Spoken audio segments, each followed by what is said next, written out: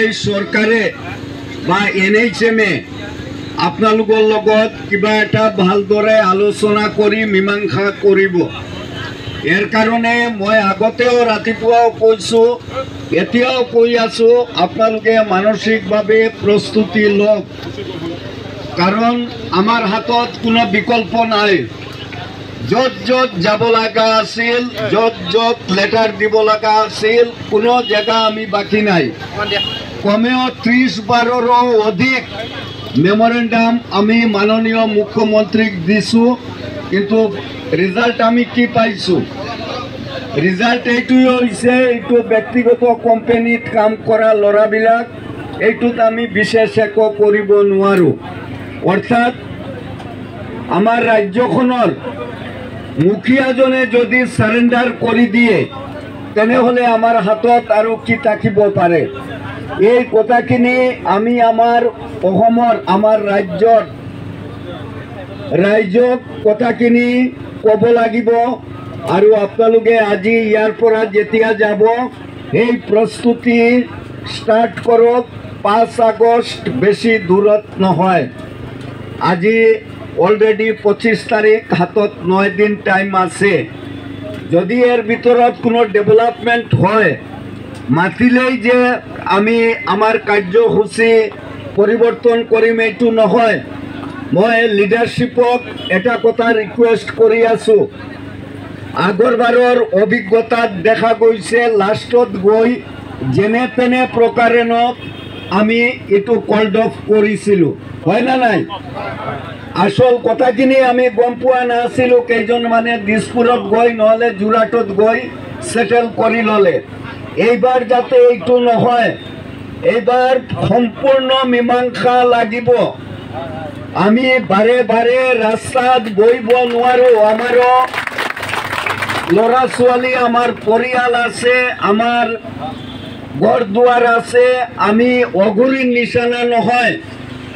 আমাক তেখেতসকলে নিযুক্তি দিছিল, সেই নিযুক্তিখন তেখেতসকলে অৱমাননা কৰি আছে। ইটোৰ মাজত ষড়যন্ত্ৰ কৰি জীৱিকে সোমাই দিলে আনি। যেতিয়া 108 প্ৰথম ষ্টাৰ্ট হৈছিল, ষ্টাৰ্টিঙত কোনে চলাইছিল? চৰকাৰে চলাইছিল না নাই? প্ৰথম 2-3 মাহ কিন্তু চৰকাৰে চলাই, ইয়াৰ পিছত এইটোত লাভ লোকচানৰ অংক কৰি তেতিয়া এনএইচএম আৰু চৰকাৰে, হেল্থ ডিপাৰ্টমেণ্টে জীৱিকেক মাতি আনি ছাৰ্ভিচটো ধৰাই দিলে।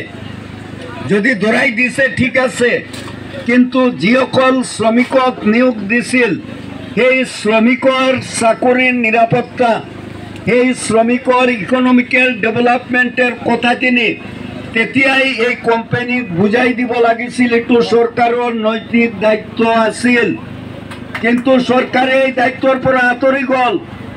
এতিয়া ওলোটা খৰ মাৰি আছে, কৈছে প্ৰাইভেট কোম্পানীৰ কৰ্মচাৰী।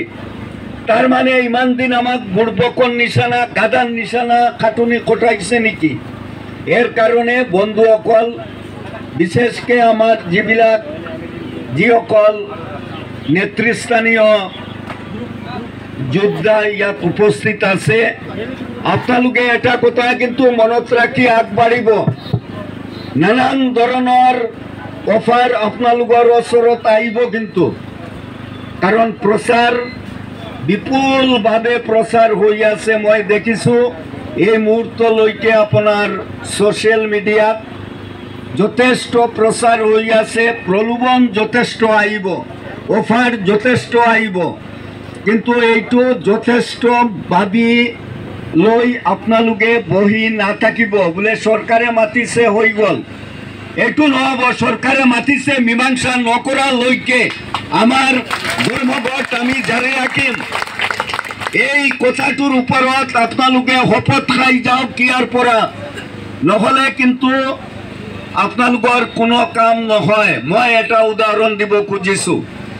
1200 দিন লাগাতাৰ কৰ্ণাটকত আমাৰ কৃষকসকলে, অল ইণ্ডিয়া কৃষক সভাৰ কৃষকসকলে 1200 দিন 1200 ডেজ লাগাতাৰ ধৰ্মঘট কৰাৰ পিছত তেখেতৰ জমি চৰকাৰে ঘূৰাই দিব লাগিল। ঠিক সেই ধৰণৰ আন্দোলন আমি কৰিব লাগিব। যেতিয়ালৈকে সুমীমাংসা নহয়, যেতিয়ালৈকে আমাৰ চাকৰিৰ নিৰাপত্তা আমি নাপাওঁ, যেতিয়ালৈকে আমি আমাৰ ফেমিলিখন চলাবাৰ যিটো ইকনমিকেল অৰ্থনৈতিক বস্তুটো আমি নাপাওঁ, তেতিয়ালৈকে আমি আমাৰ কাৰ্যসূচী চলাই যাম। এই কথাখিনি কৈ সকলোকে ধন্যবাদ দি আছোঁ। আৰু আপোনালোকে নাভাবিব আপোনালোকে অকলে 108 খালি এটা সংগঠন নাভাবিব। এই বেনাৰখনত কি লেখা আছে চাই লওক, AITUC। এই অসমত 100ৰ ওপৰত ইউনিয়ন আছে।